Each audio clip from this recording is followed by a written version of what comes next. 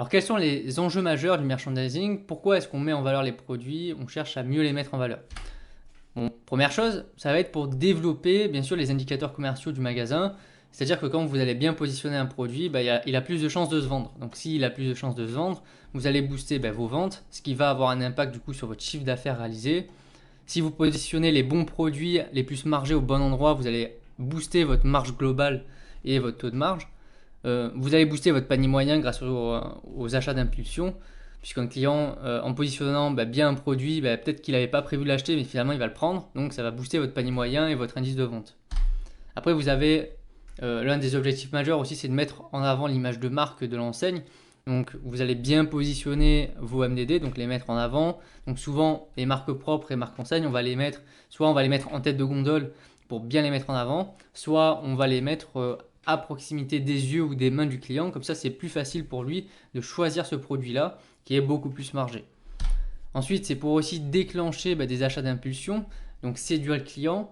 Vous allez proposer une opération commerciale à un certain moment de l'année, donc au bon moment de l'année. Il n'avait pas prévu du tout d'acheter ce produit-là, ça lui fait envie, il va acheter. Donc c'est un achat d'impulsion, un achat plaisir, il faut séduire le client. Après, vous avez le but aussi du merchandising, donc de bien regrouper, de bien mettre en valeur les produits. Ça va être de faciliter le travail des collaborateurs, puisque en ayant des univers qui sont cohérents, pour la mise en rayon, ça sera beaucoup plus simple. Alors que si vous dispatchez tout au sein du magasin, il va faire des voyages incessants et il va perdre en productivité. Le but aussi, bien sûr, c'est d'augmenter le flux client et fidéliser la clientèle.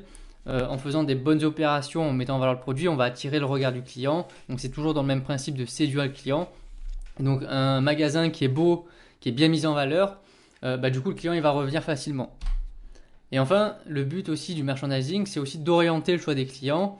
Donc on va travailler sur les implantations, travailler sur le placement des produits au sein d'un rayon pour mettre à disposition déjà l'ensemble des produits, mais les mettre intelligemment. Donc on va plutôt mettre en avant un produit à forte marge en plein milieu du rayon pour pouvoir assurer la rentabilité du magasin. Et puis les produits les moins margés, on va les mettre tout en bas ou tout en haut. Comme ça, on ne va pas dégrader nos indicateurs commerciaux de marge.